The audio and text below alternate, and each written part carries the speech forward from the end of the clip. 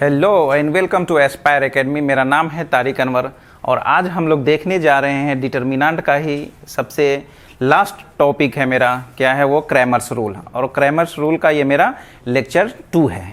First lecture में हम लोग देखे थे कि कैसे किसी भी लीनियर नॉन होमोजीनियस इक्वेशन का सॉल्यूशन हम लोग करते हैं और उस पर जो कंडीशंस था कंसिस्टेंसी और इनकंसिस्टेंसी का, कि दिए हुए इक्वेशंस का सॉल्यूशन होता है नहीं होता है या फिर यूनिक सॉल्यूशन होता है, उस पर हम लोग देखे थे। आज हम लोग देखने जा रहे हैं लेक्चर 2, जिसमें हम लोग डिस्कस करेंगे solution of system of linear equations with 3 variables, linear homogeneous equation. इसमें हम लोग क्या देखने जा रहे हैं, लीनियर होमोजीनियस। फर्स्ट लेक्चर में हम लोग देखे थे नॉन होमोजीनियस के बारे में, यहाँ हम लोग देखने जा रहे हैं लीनियर होमोजीनियस इक्वेशन के बारे में। तो चलिए, यहाँ भी वही सिस्टम है, क्रैमर्स रूल को हमको यूज़ करके सॉल्व करना है। तो क्या करेंगे, यहाँ भी सबसे पहले हम लोग डेल्टा निकालेंगे। डेल्टा के लिए क्या करना है आपको, जो भी एक्स वाई और जेड का जो कोफिशिएंट्स है उसको हम लोग लिख लेंगे। A1 ये आपका B1 C1, A2 B2 C2, फिर आपका A3 B3 और ये C3, ठीक है। उसके बाद फिर हम लोग क्या करेंगे, डेल्टा 1 लिखेंगे। डेल्टा 1 के लिए क्या करना है, पिछले लेक्चर में हम लोग देखे थे क्या का, यहाँ पर D1 D2 और D3 था। तो उसके लिए क्या किए थे हम लोग, जो ये फर्स्ट कॉलम है यानी जो x का कोफिशिएंट था उसको रिप्लेस करके हम उसके जगह पे D1 D2 और D3 लिखे थे। मगर यहाँ पर क्या है, 0 0 है, तो यहाँ पर हम क्या कर लेंगे, 0 0 और ये आपका B1 B2 B3, ये C1 C2 और C3, ठीक है।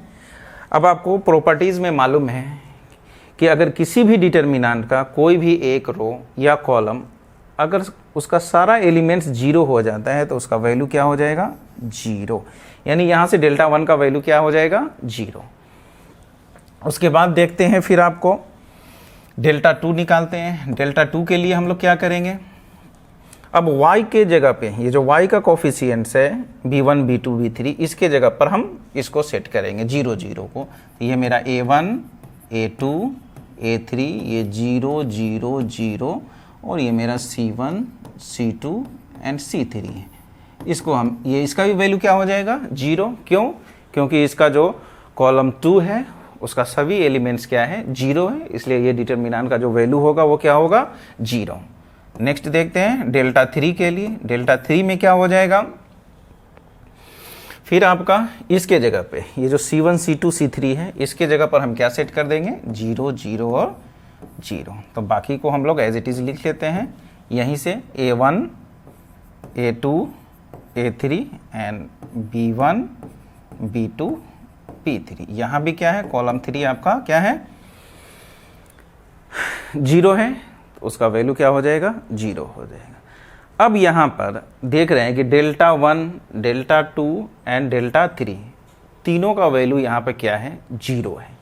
तो अब ये इसका सॉल्यूशन होगा या नहीं होगा या किस तरह का सॉल्यूशन होगा, वो सब डिपेंड करता है आपको डेल्टा के ऊपर। ये जो डेल्टा है डेल्टा के ऊपर डिपेंड करेगा कि अगर डेल्टा का वैल्यू नॉन जीरो होता है तो किस तरह का सॉल्यूशन होगा, अगर डेल्टा का वैल्यू 0 हो जाता है तो किस तरह का सॉल्यूशन होगा। तो देखते हैं, पहला केस हम लोग देखते हैं कि अगर इफ़ डेल्टा अगर 0 के बराबर नहीं है, डेल्टा मेरा 0 के बराबर नहीं है, ऐसा करते हैं, इसको हम लोग फ्रेश जगह थोड़ा बना लेते हैं इसको प्रॉपरली समझने के लिए। यहाँ से आप देख रहे हैं कि डेल्टा को अभी हम कैलकुलेट नहीं किए हैं, मगर हम केस में लेके चलेंगे कि हाँ इसका जब वैल्यू 0 हो, इसका वैल्यू 0 ना हो तब क्या होगा। अब बाकी डेल्टा 1 डेल्टा 2 और डेल्टा 3 का वैल्यू क्या आया है, 0 आया है। तो देखते हैं, पहले थोड़ा स्पेस बना लेते हैं, उसके बाद हम लोग प्रॉपरली समझते हैं कि किस तरह का सॉल्यूशन लीनियर होमोजीनियस इक्वेशन में हमको मिलने वाला है। जब एक सिस्टम को जब हम सॉल्व कर रहे हैं होमोजीनियस इक्वेशन के, तो वहाँ पे किस तरह का सॉल्यूशन आने वाला है। नॉन होमोजीनियस में क्या था, यूनिक सॉल्यूशन आ रहा था, उसके बाद नो सॉल्यूशन था एंड इनफाइनाइट सॉल्यूशन था। मगर यहाँ क्या होने वाला है यहाँ देखते हैं। तो चलिए सबसे पहले हम लोग लेते हैं, सबसे पहले लिख लेते हैं डेल्टा। तो हम लोग डिसाइड करेंगे हम लोग खुद से कि एक 0 होगा और एक बार लेते हैं कि नन 0 होगा, तब क्या होगा। और डेल्टा 1 0 आया आपका, डेल्टा 2 भी क्या है 0 है एंड डेल्टा 3 भी क्या है 0 है। तो ये तो तीनों 0 हैं, हमको इसी दोनों पे डिसाइड करना है लीनियर होमोजीनियस में कि किस तरह का सॉल्यूशन होगा। तो देखते हैं। तो केस 1 लेते हैं हम लोग। केस 1 यानी पहला केस है कि अगर इफ डेल्टा जो है वो नॉट इक्वल टू 0 हो रहा है, जो मेरा जो डेल्टा है अगर वो 0 के इक्वल नहीं है, तो 0 के इक्वल नहीं है तो चलिए यहाँ से हम x निकालते हैं। तो x निकालने के लिए क्या है, क्रैमर्स रूल क्या बताता है, डेल्टा 1 बाई डेल्टा। डेल्टा 1 का वैल्यू क्या है 0 और ये नॉट इक्वल टू 0 है, तो क्या हो जाएगा, इसका वैल्यू कितना हो जाएगा 0 हो जाएगा। यानी कोई भी नंबर होगा तो किसी भी नंबर को अगर 0 में डिवाइड करते हैं तो क्या हो जाएगा 0 हो जाएगा। y का वैल्यू कितना हो जाता है डेल्टा 2 बाई डेल्टा, तो डेल्टा 2 का वैल्यू भी 0 है, ये कितना हो जाएगा 0।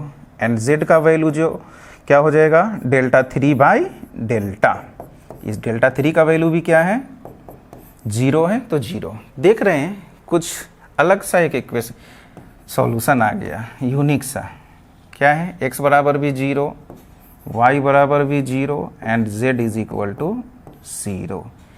इस तरह के सॉल्यूशन को हम लोग एक नाम देते हैं, उसको बोलते हैं हम लोग ट्रिवियल सॉल्यूशन। क्या बोलते हैं, जहां x, y और z तीनों का वैल्यू 0 आ जा रहा है, तो इस तरह के सॉल्यूशन को हम लोग बोलते हैं ट्रिवियल सॉल्यूशन। क्या बोलते हैं इसको, ट्रिवियल सॉल्यूशन। तो देख रहे हैं कि जब x का वैल्यू 0, y का वैल्यू 0 एंड z का वैल्यू 0 यानी तीनों वैल्यू 0 हो जाता है, तो उस सॉल्यूशन को हम लोग नाम देते हैं क्या, ट्रिवियल सॉल्यूशन। तो ये बात अच्छे से समझ के रखें कि ट्रिवियल सॉल्यूशन अगर बोल रहा है इसका मतलब क्या है कि डेल्टा का वैल्यू नॉट इक्वल टू 0 है। डेल्टा क्या है मेरा, नन 0।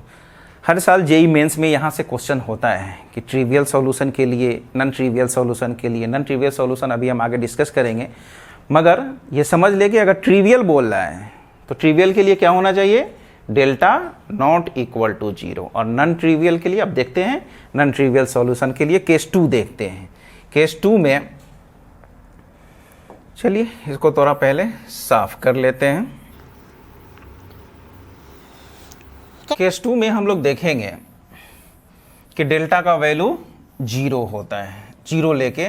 अभी हम लोग देखे थे केस 1 में, पहला ये देख चुके हैं कि जब डेल्टा नॉट इक्वल टू 0 है। अब जब डेल्टा 0 के बराबर होगा तब क्या होगा, तो केस 2 हम लोग देखने जा रहे हैं। केस 2 में क्या है कि इफ जो मेरा डेल्टा है, डेल्टा अगर 0 के बराबर है, तो देखते हैं इसमें क्या होगा।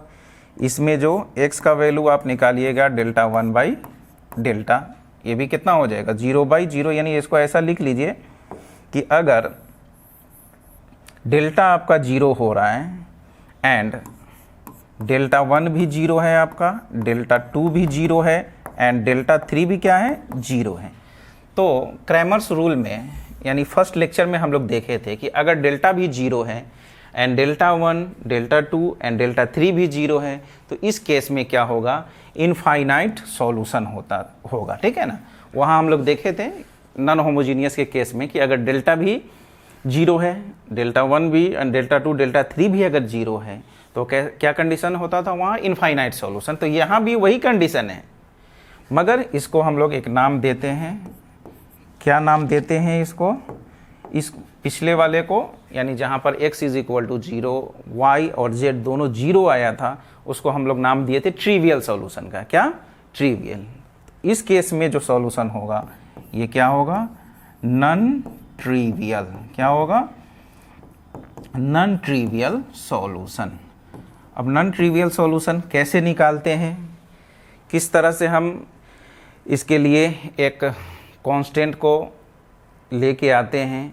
तो चलिए देखते हैं इस तरह से कि जब डेल्टा का वैल्यू 0 हो जाए, डेल्टा 1, डेल्टा 2, डेल्टा 3 जब सब 0 हो जाता है तो उस केस में जो सॉल्यूशन आता है वो क्या बोलते हैं उसको? Non trivial solution. यानी इस केस में जो होगा इनफाइनाइट सॉल्यूशन होगा। तो चलिए देखते हैं इस पर बेस्ड कुछ क्वेश्चन लेते हैं। बोल रहा है सॉल्व बाय क्रैमर्स रूल। तो देख रहे हैं सबके इक्वल में क्या है? 0 है, मतलब ये होमोजीनियस इक्वेशन है। सॉल्व करते हैं, देखते हैं। तो सबसे पहले जब इस तरह के होमोजीनियस इक्वेशन को सॉल्व करने जाए, सबसे पहले आप डेल्टा निकाल लीजिए और उसको सॉल्व कर लीजिए। अगर वहीं से फिर आपको पता चल जाएगा कि इसका सॉल्यूशन क्या होने वाला है। अगर डेल्टा का वैल्यू नॉट इक्वल टू 0 आ रहा है, यानी डेल्टा नॉन 0 है, तो क्या सॉल्यूशन होगा उसका?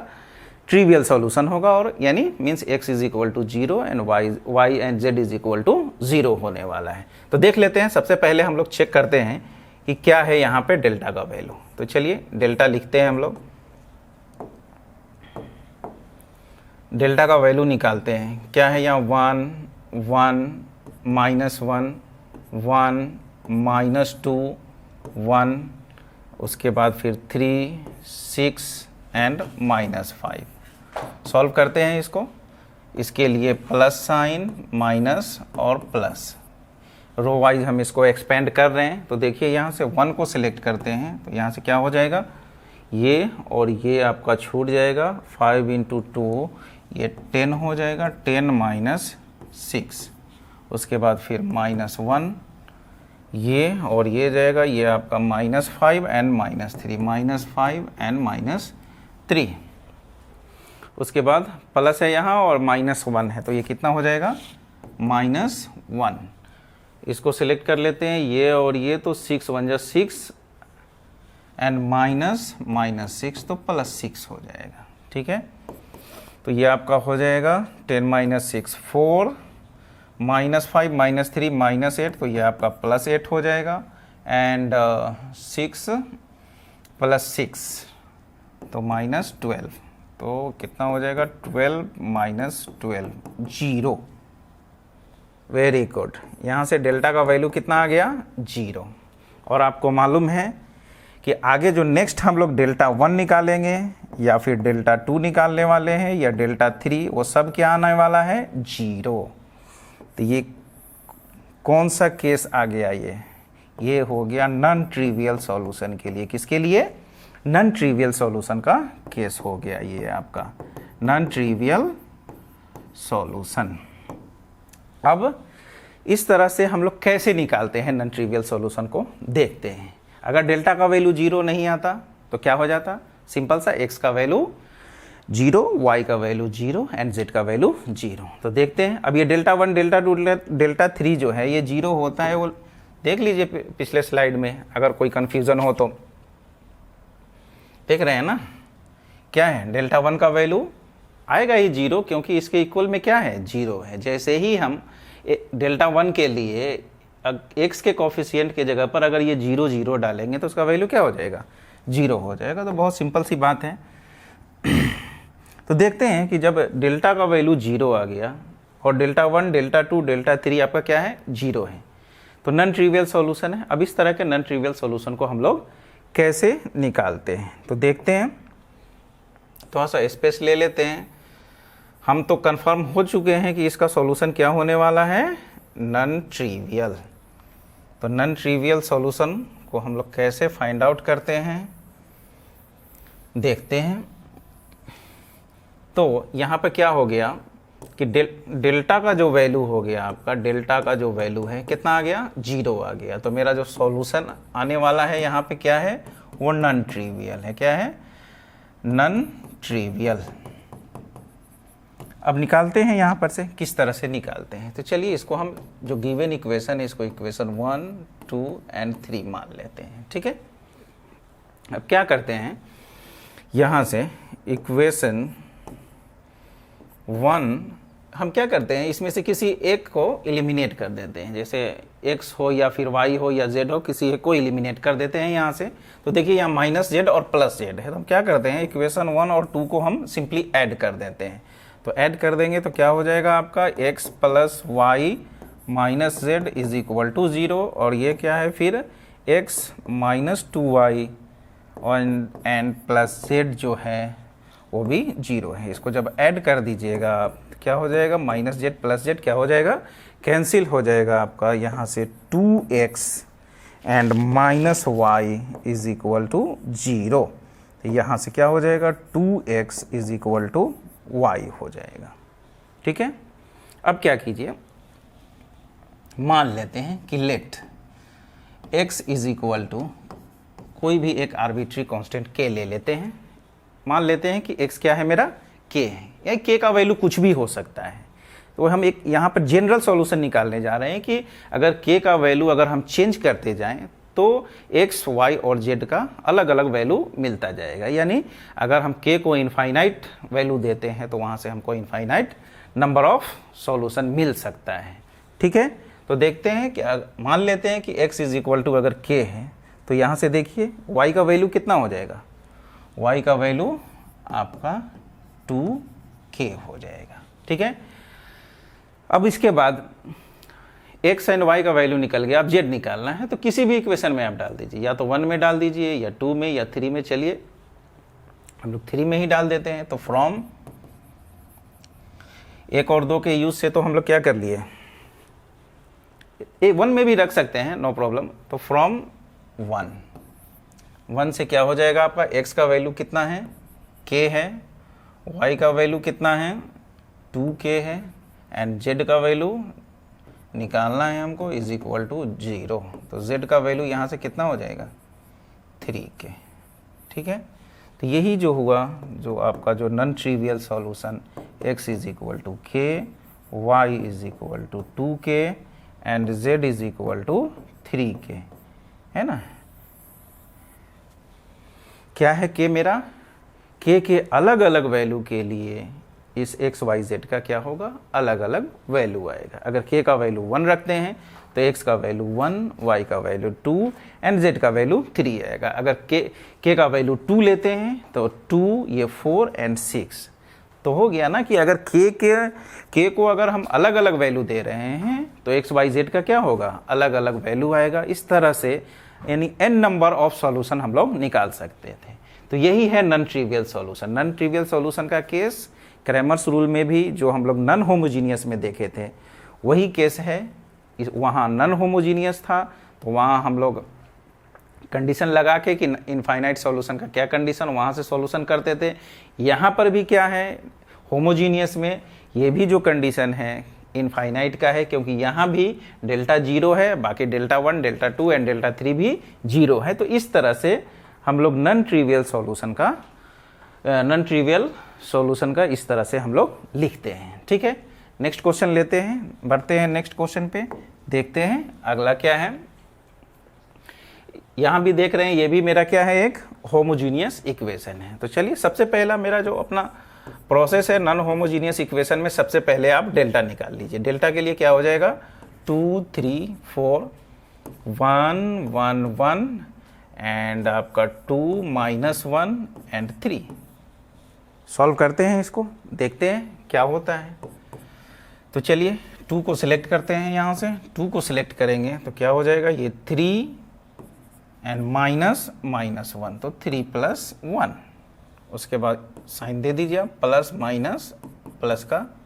उसके बाद -3 को सिलेक्ट करते हैं तो -3 को सिलेक्ट करेंगे तो क्या हो जाएगा, 3 और -2, 3 - 2। उसके बाद फिर 4 को सिलेक्ट करते हैं, 4 ये कितना हो जाएगा, -1 एंड -2, -1 एंड -2।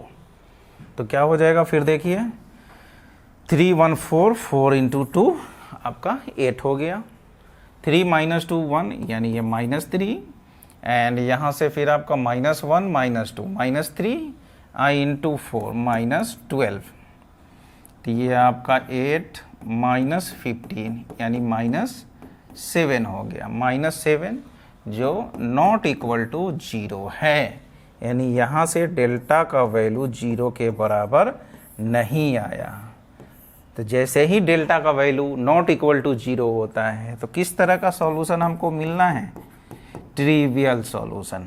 कैसा सॉल्यूशन मिलना है, ट्रिवियल सॉल्यूशन।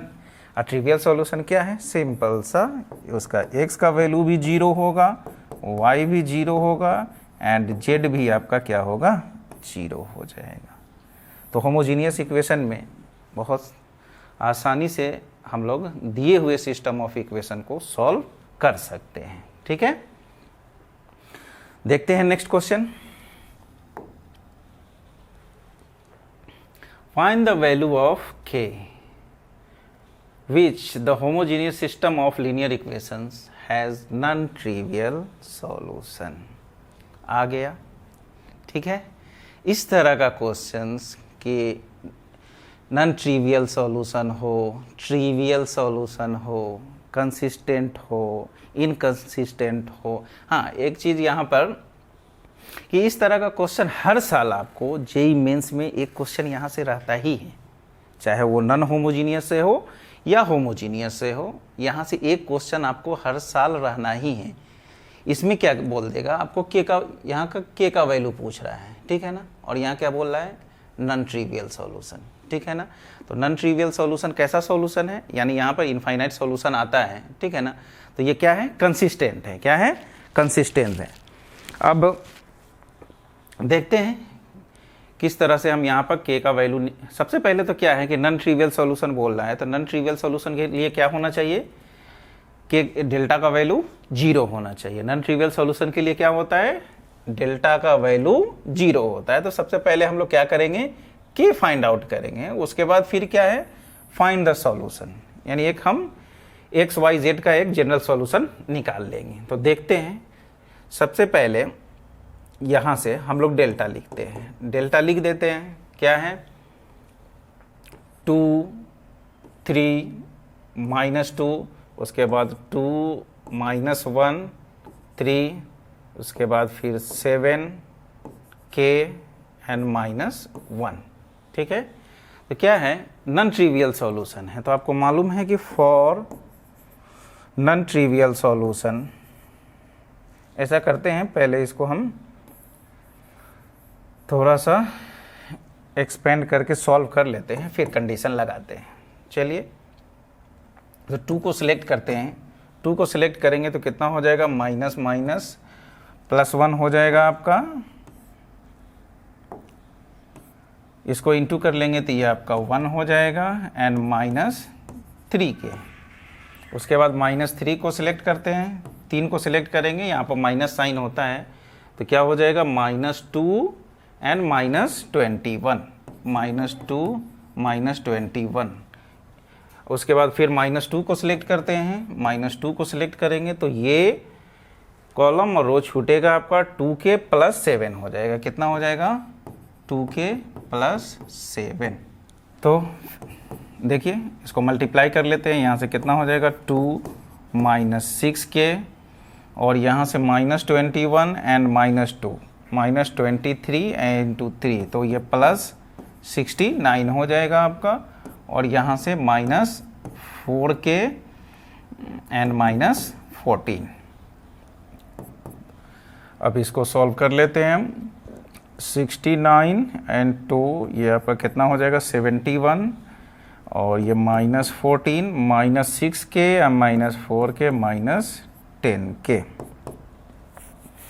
तो ये कितना हो जाएगा? 71 माइनस ये 57 हो जाएगा आपका। कितना हो जाएगा? 57 एंड -10k। तो ये डेल्टा का वैल्यू आ गया। अब देखते हैं क्या बोल रहा है। नॉन ट्रिवियल सॉल्यूशन है, फाइंड द वैल्यू ऑफ के। आपको के का वैल्यू निकालना है, जिसके लिए क्या है? नॉन ट्रिवियल सॉल्यूशन मेरा होना चाहिए। तो हमको मालूम है कि for non trivial solution, for non trivial solution क्या होता है आपका? डेल्टा का जो वैल्यू होता है कितना के बराबर हो जाता है? 0। डेल्टा का वैल्यू आपका क्या आया? 57 -10k इज इक्वल टू 0। चलिए इसको साफ कर लेते हैं, इसका काम हो चुका है। 57 -10k, तो यहाँ से 10k इज इक्वल टू कितना हो जाएगा 57। तो k इज इक्वल टू आपका कितना हो जाएगा 57/10। यही k का वैल्यू है जिसके लिए दिए हुए सिस्टम ऑफ इक्वेशन का नॉन ट्रिवियल सॉल्यूशन होगा। अब जब k निकाल चुके हैं तो अब बोल रहा है कि फाइंड द सॉल्यूशन। अब इसका हम लोग सॉल्यूशन निकालते हैं। चलिए कि x का वैल्यू क्या होगा, y का वैल्यू क्या होगा एंड z का वैल्यू क्या होगा। तो नॉन ट्रिवियल सॉल्यूशन है। तो चलिए यहाँ से देखते हैं किस तरह से हम लोग सॉल्यूशन इसका फाइंड आउट करेंगे। तो एक तो क्लियर हो गया कि यहाँ से k का वैल्यू कितना है 57/10।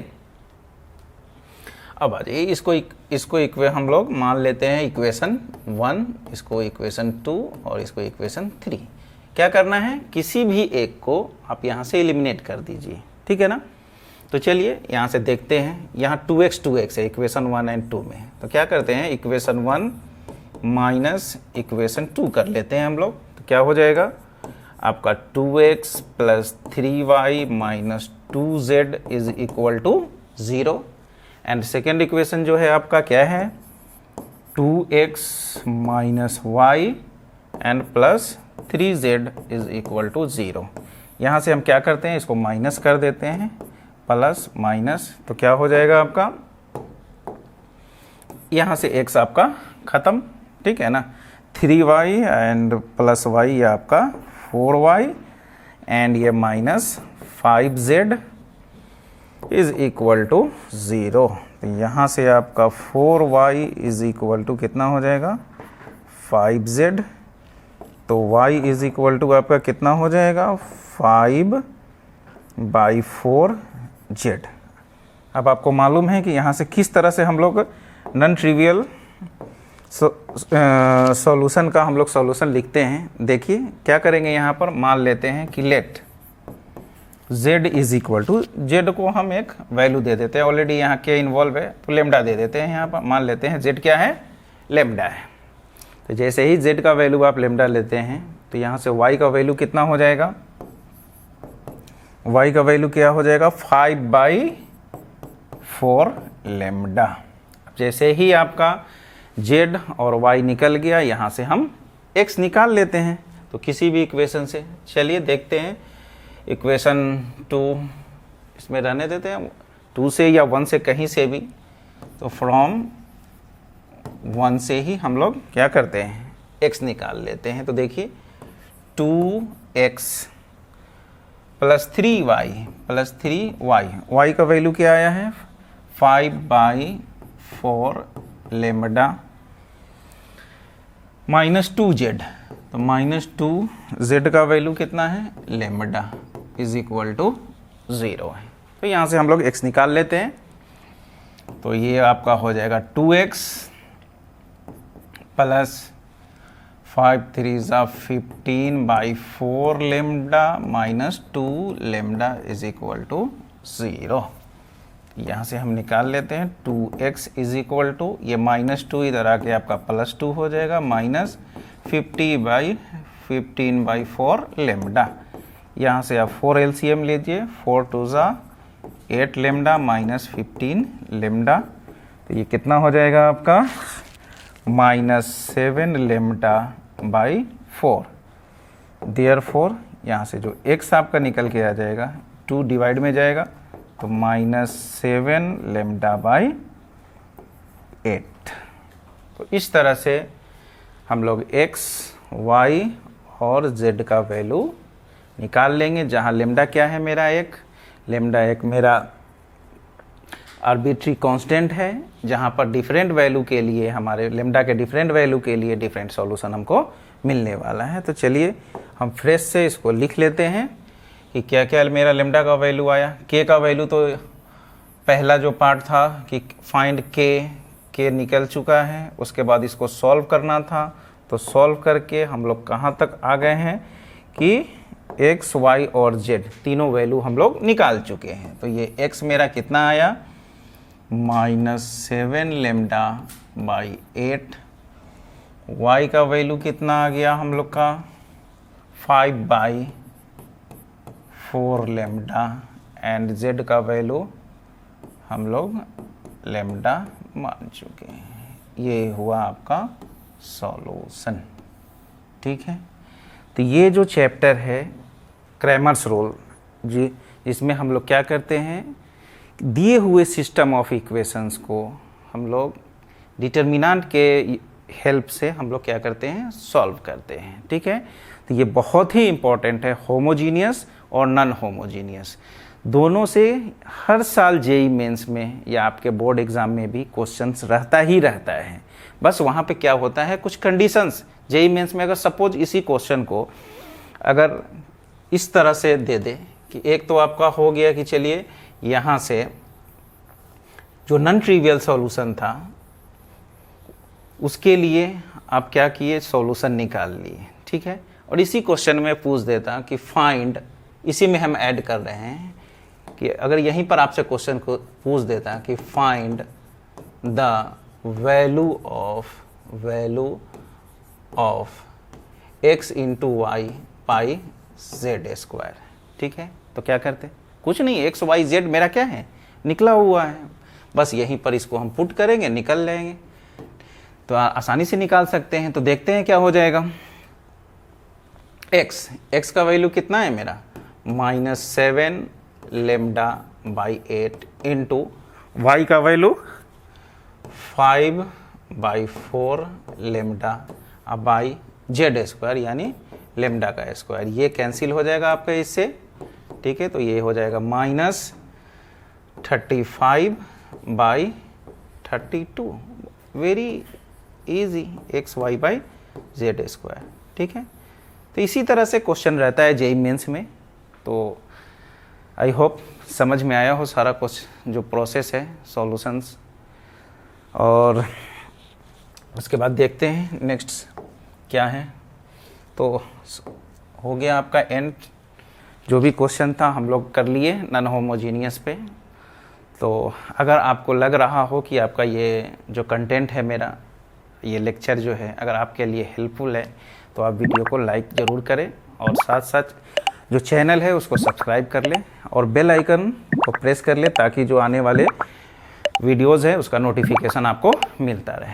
Thank you for watching.